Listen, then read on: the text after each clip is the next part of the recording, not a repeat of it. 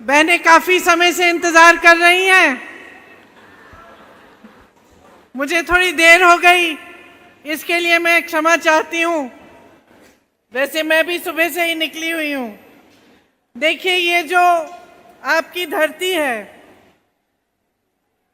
ये बहुत सुंदर और बहुत महान धरती है। इसने हमेशा हमारे देश को मार्गदर्शन दिया।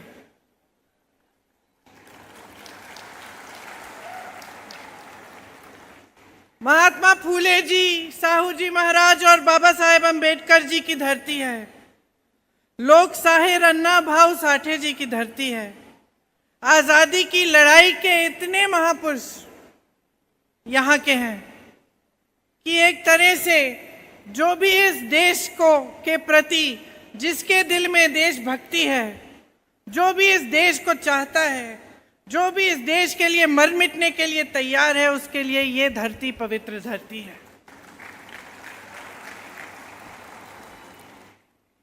यहाँ से समानता, मानवता का संदेश आया, यहीं से उठा। तमाम महापुरुषों ने देश भर में ये संदेश फैलाया। यहाँ के संत ज्ञानेश्वर जी, संत नामदेव जी, संत तुकाराम जी ने प्रेम, समानता का संदेश फैलाया। मन में गंदगी साफ करने वाले और प्रेम जगाने वाले संत गाडगे महाराज जी भी महाराष्ट्रियन थे। आजादी की लड़ाई यहाँ से गांधी जी लड़े, तिलक जी लड़े, गोखले जी, बाबूराव धारवाड़े जी, स्वामी बारके जी, क्रांति सिंह नाना पाटिल जी, क्रांति सिंह नागनाथ अन्ना जी, वसंत दादा पाटिल जी, सब आज़ादी के लड़ाई में जुटे रहे। इस देश को आज़ाद करने में, इस देश के संविधान को बनाने में, इस देश को आगे बढ़ाने में सबकी भागीदारी थी। और आप सबके पूर्वज, यहाँ के किसान, यहाँ की आम जनता भी उस आज़ादी की लड़ाई में शामिल हुई।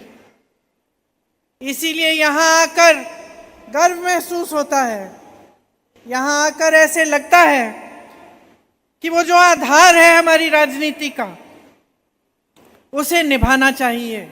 वो जो असूल हैं उन्हें कायम रखना चाहिए।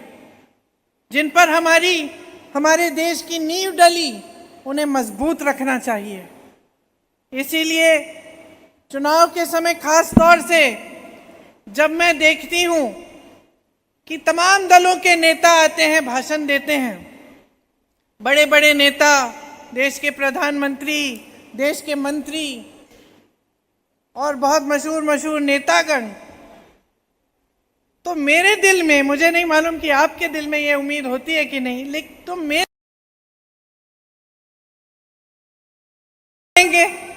कुछ सकारात्मक बोलेंगे, देश की भलाई के लिए बोलेंगे, चाहे किसी भी पार्टी के हों। और एक उम्मीद ये भी होती है कि कहीं ना कहीं सच्चाई बोलेंगे। इसीलिए जब मैं उनके भाषण देखती हूँ और उनकी बातें सुनती हूँ, तो चाहे वो किसी और पार्टी के ना हो, निराश हो जाती हूँ। खास तौर से प्रधानमंत्री मोदी जी के जो भाषण मैं आजकल सुन रही हूँ, निराश करने वाले भाषण हैं, क्योंकि उनमें सच्चाई नहीं दिख रही है। ऐसा लगता है कि कह कुछ रहे हैं, कर कुछ और रहे हैं। और देश के प्रधानमंत्री से, प्रदेश के मुख्यमंत्रियों से, बड़े बड़े नेताओं से हम ये उम्मीद नहीं रखते।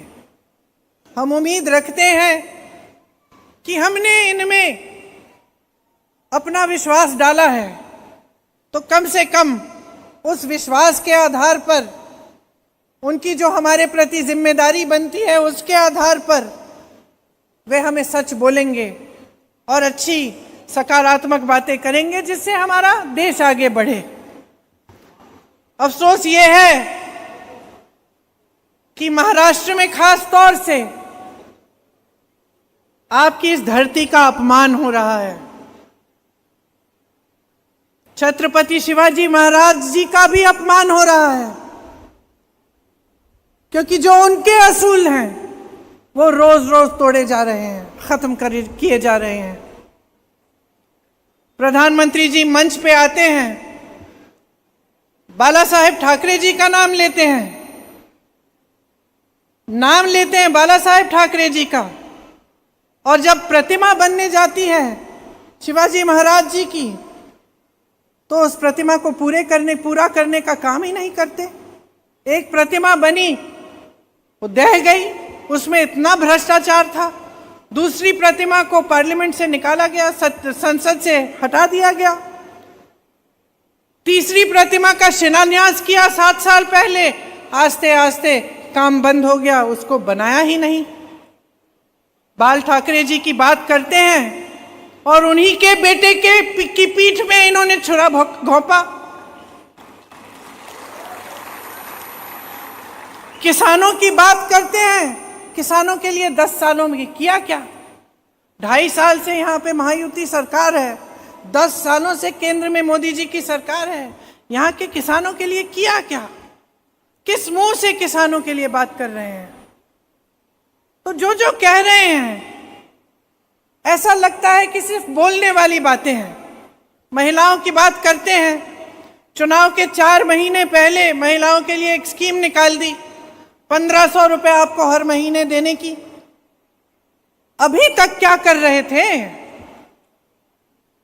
जब आपका समय आ रहा था त्योहार मनाने का, किसी के घर में किसी की शादी कराने का, तब महंगाई इतनी थी कि आप कुछ कर नहीं पा रहे, कुछ खरीद नहीं पा रहे, कुछ मना नहीं पा रहे हैं।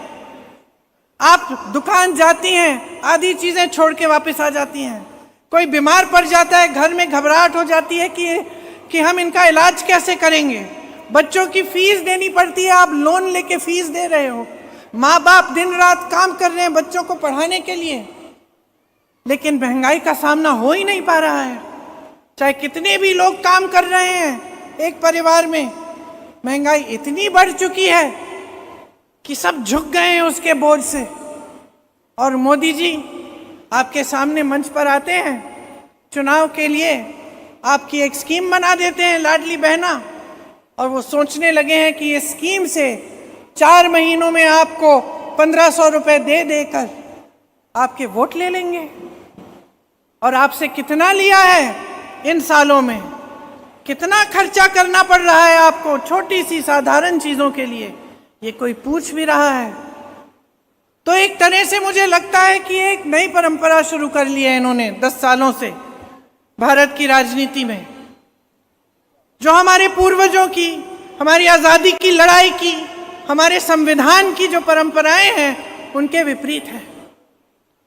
ये इनकी जो परंपरा है, इसमें इनके लिए जनता के प्रति कोई जवाबदेही नहीं है। कुछ भी कह सकते हैं, कुछ भी कर सकते हैं, जनता को जवाब देने की जरूरत नहीं होगी। ये बात अंदर इनके एक एक नेता के अंदर बस चुकी है, उनके दिलों में बस चुकी है। वो आज समझते हैं कि चुनाव आएगा, हम धर्म के आधार पर, जाति के आधार पर जनता को बांट देंगे, हमें वोट मिल जाएगा, हमें काम करने की जरूरत ही नहीं है। और उनके भाषणों से पता चलता है, उनके व्यवहार से पता चलता है। आज इनका एक एक नेता कभी आपके बीच नहीं आएगा। प्रधानमंत्री तो छोड़िए, इनके नेता ही नहीं आते आपके बीच, मंत्री नहीं आते, आपसे मिलते जुलते नहीं हैं। इनको कैसे मालूम कि आपके संघर्ष क्या हैं, आपका जीवन क्या है, आप किस तरह से अगला दिन देख रहे हो, किस तरह से आप संघर्ष कर रहे हो, कैसे अपने बच्चों को पढ़ाने के लिए आप कैसे आगे बढ़ रहे हो, ये समझ नहीं पा रहे हैं। एक तरह से कट गए हैं, अपनी दुनिया में रहते हैं। इसीलिए खास तौर से चुनाव के समय आपका ध्यान भटकाने का काम करते हैं और आपकी जो असली ज़रूरतें हैं उनके बारे में बात नहीं होती, चर्चा नहीं होती। आप सोचिए, यहाँ का किसान त्रस्त है, परेशान है। यहाँ के जो दूध उत्पादक किसान हैं उनको सही दाम नहीं मिलता। यहाँ गन्ने के किसान हैं, FRP का सही दाम मांग मांग के थक गए हैं, नहीं मिलता। किसान आज जब खेती करता है वो कमा नहीं पाता ज़्यादातर, क्योंकि हर चीज पे उसको टैक्स देना पड़ता है, हर चीज महंगी हो गई है। उसको सरकार की तरफ से समर्थन नहीं मिलता, मदद नहीं मिलती। उसी तरह से अब नौजवानों को देखो, यहाँ पे इतनी संस्थान, इतने अच्छे अच्छे इंस्टीट्यूशंस हैं, संस्थान हैं, पढ़ाई अच्छी होती है, उसके बाद क्या होता है? रोजगार नहीं मिल रहे हैं। 2.5 लाख पद खाली पड़े हैं महाराष्ट्र में, 2.5 लाख पद खाली हैं। तमाम नौजवान बेरोजगार हैं, लेकिन वो पद भरे नहीं जा रहे हैं क्योंकि जवाबदेह नहीं रही। क्योंकि आज के नेता सोचते हैं कि आपके प्रति उन्हें कोई जवाब देने की जरूरत नहीं पड़ेगी, वो पद खाली पड़े हैं, पड़े रहने दीजिए। आप मेहनत कर रहे हैं अपने बच्चों को पढ़ाने लिखाने के लिए, ये क्या मेहनत कर रहे हैं? ये जितनी भी इंडस्ट्रीज हैं आपकी, जितनी भी बड़ी बड़ी कंपनियां हैं, यहाँ से महाराष्ट्र से निकाल के दूसरे प्रदेश में भेज रही हैं। ये है इनकी मेहनत कि सब अपने बड़े बड़े उद्योगपति मित्रों को सौंप दो, अडानी जी को दे दो सब कुछ, बंदरगाह दे दो, सड़कें दे दो, हवाई अड्डे दे दो, धारावी दे दो, सब कुछ उन्हीं को दे दो। किसान की बात होती है, कर्ज माफ करने की बात होती है, पैसे नहीं है। बड़े बड़े उद्योगपतियों के 16 लाख करोड़ रुपए माफ हो जाते हैं, आपके लिए पैसे नहीं है, आपके लिए समय भी नहीं है। नीतियां नहीं निकालेंगे आपके विकास के लिए, देश को आगे बढ़ाने के लिए, महाराष्ट्र को मजबूत करने के लिए। जहां मौका मिले वहां कमजोर किया जा रहा है। मेरे पास आंकड़े भी हैं, 10 लाख करोड़ का निवेश यहां से हटा है, 8 लाख नौकरियां महाराष्ट्र से बाहर चली गई हैं, 6000 से ज्यादा उद्योग बंद हो चुके हैं यहां। तो रोजगार कहां से बनाएंगे? जहां जहां से रोजगार बनता था वहां उन्होंने दबाया है जनता को। खेती से बनते थे रोजगार, आज खेती की ये स्थिति हो गई है देश भर में कि कमाई नहीं होती, तो रोजगार कैसे बनेंगे? छोटे उद्योगों से बनते थे, मीडियम उद्योगों से बनते थे, दुकानदारों से। जीएसटी करके, गलत नीतियां करके आपकी भी कमर तोड़ी है। पीएसयू से बनते थे रोजगार, पीएसयू की सब्सिडीज से आस्ते आस्ते सब अपने बड़े बड़े उद्योगपति दोस्तों को दे रहे हैं। तो रोजगार बनाने की योजना क्या है? कोई योजना नहीं है। इसलिए चुनावी मंच पर आकर आपके ध्यान भटकाने की बातें होती हैं, और कुछ नहीं होता। यहाँ पे महाराष्ट्र में सेमीकंडक्टर का प्रोजेक्ट आ रहा था, हटा दिया, गुजरात गया। एयरबस का प्रोजेक्ट आ रहा था, गुजरात में डाल दिया। सैफरन का प्रोजेक्ट आ रहा था, वो भी निकाल दिया यहाँ से। बल्क ड्रग पार्क का प्रोजेक्ट आ रहा था, वो भी हटा दिया महाराष्ट्र से। चौंकने की बात तो ये है कि चुनाव खत्म भी नहीं हुआ है, मोदी जी खुद हट गए, निकल गए, देश के बाहर चले गए हैं दौरा करने के लिए। इतना भी सम्मान नहीं है कि ये चुनाव चल रहा है, प्रधानमंत्री हैं देश के, चुनाव का प्रचार खत्म करके तो जाएं। क्योंकि उनके लिए ये महत्वपूर्ण नहीं है कि आपका विकास हो, उनके लिए ये महत्वपूर्ण नहीं रहा। बहुत सत्ता में रहे हैं, 10 सालों से ज्यादा हो गए हैं अब, तो ये मनसा हो गई है, ये मानसिकता हो गई है कि बस कोई बात नहीं, हम अपना करते रहेंगे, जनता तो पूछेगी नहीं। समय आएगा तो जनता को भटका देंगे, फिर से धर्म की बात करेंगे, जाति की बात करेंगे।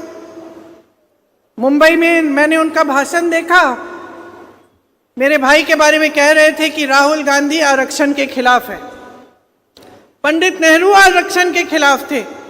पंडित नेहरू ने तो आरक्षण शुरू किए, राहुल गांधी जी ने 4000 किलोमीटर राहुल गांधी जी कन्याकुमारी से कश्मीर तक चले पैदल, लोगों से मिलते मिलते, और मणिपुर से मुंबई तक उन्होंने यात्रा की। किस लिए? न्याय यात्रा। हर जगह यही कहा, जाति जनगणना होनी चाहिए, 50% की जो सीमा है आरक्षण पे वो हटनी चाहिए, हर जगह कहा। तो क्या सोच रहे हैं मोदी जी? क्या सोच रहे हैं मोदी जी? सोच रहे हैं कि देश देख नहीं रहा है? देश देख नहीं रहा है कि एक व्यक्ति 4000 किलोमीटर चल रहा है, उसकी यही मांग है, और आप मंच पे खड़े हो सकते हैं और कह सकते हैं कि नहीं ये तो आरक्षण के खिलाफ है। आप संविधान की बात कर रहे हैं मंच पे खड़े होकर, और जो जनता ने सरकार चुनी महाराष्ट्र के लिए, आपने धनबल के आधार पर घूस दे देकर, हजारों करोड़ रुपए देकर उस सरकार को चोरी कर लिया, और आप संविधान की बात कर रहे हैं। आप संविधान को बचाएंगे? आप भ्रष्टाचार की बात कर रहे हैं, आपके विधायक तो बिक रहे हैं, आपने खरीदे हैं, और भ्रष्टाचार की बात कर रहे हैं। और किन पैसों से खरीदे हैं? कहां से आए ये हजारों करोड़, ये 100 करोड़ जो हम पढ़ते रहते हैं मीडिया में कि इस विधायक को इतने करोड़, उस विधायक को, कहां से आए ये पैसे? किसके पैसे हैं? आपकी हिम्मत कि आप मंच पे खड़े होकर भ्रष्टाचार की बात कर रहे हैं। आप कह रहे हैं कि दुनिया भ्रष्ट है, आप पाक हैं। सरकारें खरीद रहे हैं। महाराष्ट्र में आपने खरीदी सरकार। हमारा संविधान कहता है कि सरकार हमारी जनता चुनेगी। आप जो यहां बैठे हैं मेरे भाई बहन, आप चुनेंगे। हमारे संविधान ने आपको वोट की शक्ति दी है, आपको हक दिया है सरकार को बनाने का, सरकार को हटाने का।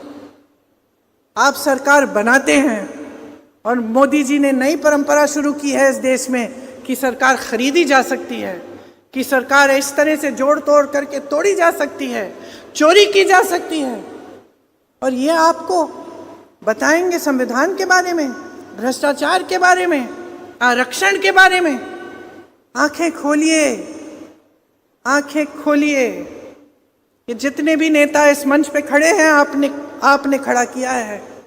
जितने नेता इस मंच पे आज बैठे हैं, आपने बिठाया है। हम यहां नहीं हो सकते अगर आपने अपनी शक्ति हमें नहीं दी। ये जो शक्ति आप देखते हैं, ये बड़े मंच, ये लाइटें, ये सब आपकी शक्ति है। आंखें खोलिए। अपने बच्चों के लिए एक मजबूत भविष्य बनाना है तो खड़ा होना पड़ेगा, पहचानना पड़ेगा सच्चाई को। आपकी परंपरा रही है, आपके प्रदेश ने हमेशा सच्चाई को पहचाना है। बाकी देश में कुछ भी हो जाए, आपने हमेशा रास्ता दिखाया है। मैंने शुरू में कहा, हम आज़ाद नहीं होते अगर आपके महापुरुषों ने, आपके किसानों ने, यहाँ की जनता ने आज़ादी की लड़ाई नहीं लड़ी होती। तो आज आंखें मूंद के क्यों बैठे हैं? आज ये सब देख रहे हैं अपने सामने, सारा नंगा नाच हो रहा है, और आप कुछ कह नहीं रहे हैं, चुप हैं। देश देख रहा है, आप देख रहे हैं। यहाँ मेरी बहनें महंगाई से पिस रही हैं, किसान तड़प रहे हैं, नौजवान रोजगार ढूंढ के भटक रहे हैं, हर जगह मिल नहीं रहा है रोजगार। सब संघर्ष आप करें, सब मेहनत आप करें, ईमानदारी से आप अपना जीवन जीने की कोशिश करें। हमारी कोई जिम्मेदारी नहीं बनती, नेताओं की कोई जिम्मेदारी नहीं बनती, जो सरकार चला रहा है उसकी कोई जिम्मेदारी नहीं बनती। उसको क्या ईमानदार होने की जरूरत नहीं है? उसको दिन रात काम करने की जरूरत नहीं है क्या आपके लिए? सिर्फ मंच पे आए और आपको बहका दे, ये काफी है। कब से होने लगा ये? कब से ये नई परंपरा बन गई हमारे देश में? आपने बनने क्यों दी? बंद करा दीजिए इसको। अब बहुत हो गया है, 10 सालों से ज्यादा हो गया है। आप मोदी जी, उनके नेताओं की सारी राजनीति देख रहे हैं, समझ लीजिए क्या है। विकास नहीं हो रहा है, महंगाई बढ़ रही है, बच्चों को रोजगार नहीं मिल रहा है। जिसकी सेटिंग होनी है उस सब की सेटिंग हो रही है। बड़े बड़े उद्योगपतियों को भी देख लिया आपने, आजकल कुछ नहीं छिपता, सोशल मीडिया पे सब कुछ दिख जाता है, कौन क्या कर रहा है, कैसे कर रहा है। और हाँ, एक चीज मोदी जी ने अपने मुंबई के भाषण में कही जिससे मैं सहमत हूं, कि सच्चाई एक दिन निकल आती है। और आज अगर मेरी एक आशा है, एक उम्मीद है कि मेरी देश की ये जनता जो हमेशा जागरूक रही है, मेरी ये बहनें जो रोज संघर्ष कर रही हैं, कोई इनकी सहायता नहीं कर रहा है, मेरे ये किसान भाई जो कड़ी धूप में खून पसीना बहा रहे हैं इस देश के लिए, जिनके बेटे सरहद पे जाकर हमारे देश की सुरक्षा करते हैं, मेरी ये आशा है, ये उम्मीद है कि आप जागेंगे, कि आप इस देश की राजनीति को फिर से बदल डालेंगे, कि आप एक नई सरकार लाएंगे अपने प्रदेश में जो आपके लिए काम करे, जिनकी नीतियां आपके लिए बने, बड़े बड़े उद्योगपतियों के लिए नहीं। आपके बच्चों के भविष्य को मजबूत बनाने वाली नीतियां बने, ये उम्मीद है मेरी आपसे।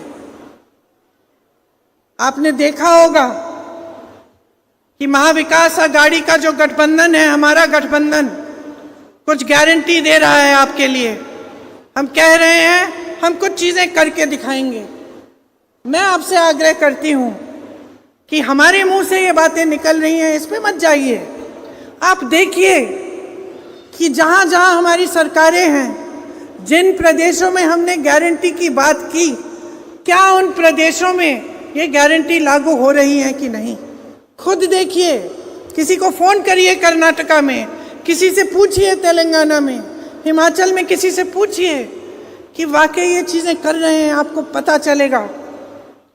पता चलेगा कि जब छत्तीसगढ़ में हमारी सरकार बनी थी, 24 घंटे के अंदर अंदर हमने किसानों के कर्ज माफ करने शुरू किए। आपको पता चलेगा कि जो गारंटी हमने दी थी वो आज भी जहां जहां कांग्रेस की सरकारें वहां पूरी हो रही हैं। और जब आपको ये पता चलेगा तो आपको सोचना चाहिए कि जो 2.5 साल से सरकार में रहे हैं, आपको चुनाव के 3 महीने पहले 1500 रुपये पकड़ा कर आपका वोट लेने की कोशिश कर रहे हैं, लेकिन बगल में एक प्रदेश है जहां जिस दिन सरकार बनी उस दिन से गारंटी पूरी होनी शुरू हो गई। हम जानते हैं कि महिलाओं के लिए, मेरी बहनों के लिए कितना संघर्ष है। मैं अच्छी तरह जानती हूँ बहनों कि चाहे आप बाहर जॉब करें, चाहे आप खेती करें, चाहे आप कुछ भी काम कर रहे हैं बाहर, आप घर आके भी काम करती हो। और हम सब महिलाओं का यही सिलसिला है, कुछ अलग नहीं है। ये नहीं है कि कोई बड़े घर का हो तो भूल सकता है कि घर पे परिवार है, बच्चे हैं, बच्चों का खाना देखना है, बच्चों की पढ़ाई देखनी है, बच्चों की सेहत देखनी है। तो हम चाहे बाहर भी काम करें, घर आकर भी काम करते हैं, आखिर में सोते हैं। परिवार के सारे सदस्य सो जाते हैं, तभी महिला सोती है। समाज का बोझ महिला उठाती है, भविष्य महिला बनाती है, क्योंकि बच्चों की परवरिश भी महिला करती है। इसीलिए हमारी सोच ये है कि जो गृहस्थ महिलाएं हैं उनको 3000 रुपये प्रति माह मिलना चाहिए अपने पैरों पे खड़े होने के लिए। कुछ सहायता मिले इस महंगाई के ज़माने में, ताकि कम से कम थोड़ी बहुत अपना खर्चा, अपनी जो बचत है थोड़ी बहुत कर पाएं। हमारी गारंटी है कि हमारी सरकार आएगी तो हम जातिगत जनगणना कराएंगे और हम 50% जो आरक्षण की सीमा की कैप है उसको हम हटाएंगे। राजस्थान में हमारी सरकार थी, 25 लाख की बीमा कराई थी हमने वहां स्वास्थ्य के लिए। 25 लाख तक पूरा इलाज मुफ्त होता था। मैं कैंसर के पेशेंट से मिली, उसके आंखों में आंसू थे। कहने लगा कि दीदी मेरा सारा इलाज हो गया, मैं ठीक हो गया हूँ, मैंने एक पैसा नहीं दिया, सिर्फ रजिस्ट्रेशन फॉर्म के पैसे दिए। मुझे भी गर्व हुआ, क्योंकि हम लोग काम भी इसलिए करते हैं। हमें भी गर्व तब होता है जब आपकी भलाई होती है, जब कुछ सकारात्मक कर पाते हैं। मैं फिर एक हार्ट पेशेंट से मिली, हार्ट की सर्जरी की थी, मुफ्त में हुई। वही स्कीम हम यहाँ लाना चाहते हैं कि 25 लाख तक स्वास्थ्य बीमा आपको मिलेगा, मुफ्त दवा मिलेगी। किसानों को समृद्ध बनाने के लिए 3 लाख रुपए तक का कर्ज हम माफ कराएंगे और नियमित कर्ज चुकाने पर 50,000 रुपए भी आपको प्रोत्साहन दिया जाएगा। युवाओं से हमारा वचन है कि जो 2.5 लाख नौकरियां, रोजगार खाली पड़े हैं, उनको हम जल्दी से जल्दी भरेंगे। ये नहीं होगा कि खाली पद पड़े हैं और बेरोजगार बच्चे हैं और वो पद नहीं दिए जा रहे हैं, इन बच्चों को रोजगार नहीं दिया जा रहा है। ये नहीं होगा हमारी सरकार में। और एक बेरोजगारी का भत्ता भी हम 4,000 रुपये नौजवानों को देना चाहते हैं। देखिए, चुनाव के समय जैसे मैंने कहा, इधर उधर की बातें बहुत हो सकती हैं। मैंने ये भी कहा कि मेरी उम्मीद है, मेरी आशा है कि आप जाग जाओगे। इसका मतलब क्या है? चुनाव को अपनी समस्याओं के बारे में बनाओ। जिस तरह से महाभारत में श्री अर्जुन ने जब निशाना मारा, उनको सिर्फ मछली की आंख ही दिखी और कुछ दिखा नहीं। आप भी अर्जुन बन जाओ।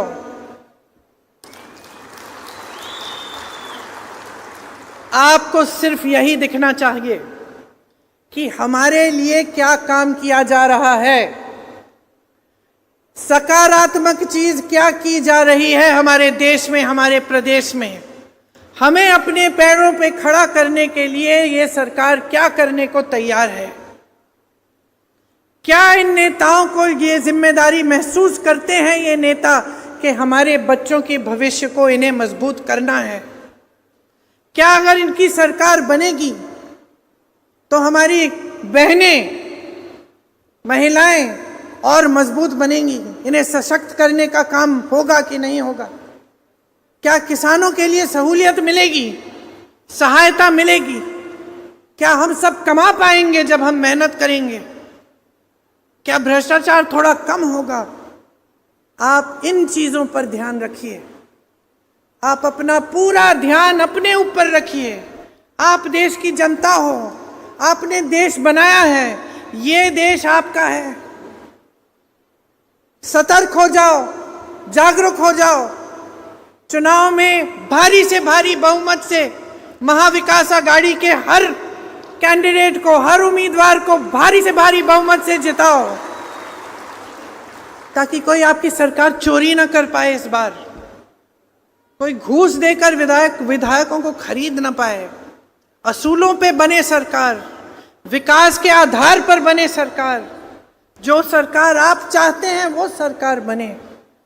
ये आपकी जिम्मेदारी है, हमारी जिम्मेदारी आपके प्रति है कि जो हम इस मंच पर कह के गए हैं उसको हम पूरा करेंगे, कि हम भी ईमानदारी से मेहनत करेंगे आपके लिए दिन रात, कि हम आपको एक ऐसी सरकार देंगे जिस पे आपको गर्व हो, जो आपके महाराष्ट्र को फिर से नई ऊंचाइयों पर पहुंचाए।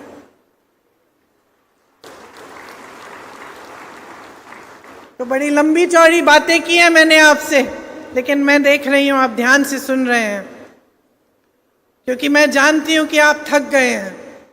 सरकार से उम्मीद रखते हैं मदद हो, भविष्य बने, रोजगार मिले, मजबूती बने। तो मैं आपको यहाँ खड़े होकर कहना चाहती हूँ कि हमारा पूरा प्रयास होगा कि हम ऐसी सरकार आपको दें। यहाँ कोल्हापुर में कांग्रेस परिवार का पुराना नाता है आपके नेताओं के साथ। बंटी पाटिल जी बैठे हैं, इनके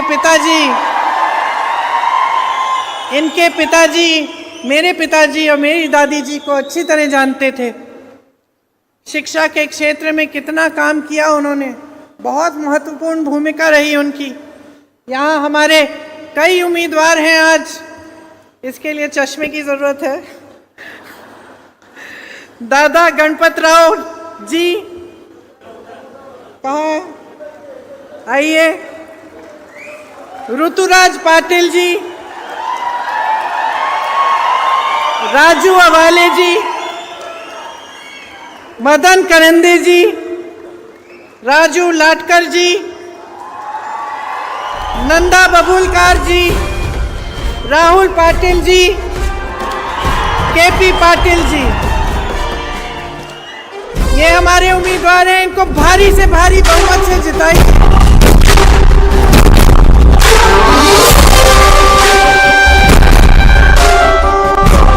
ये आपकी लड़ाई है, इस देश के संविधान की लड़ाई है, ये आपके जीवन, आपके भविष्य की लड़ाई है, ये सच्चाई की लड़ाई है। खड़े हो जाइए, हमारे साथ कंधे से कंधा लगाइए।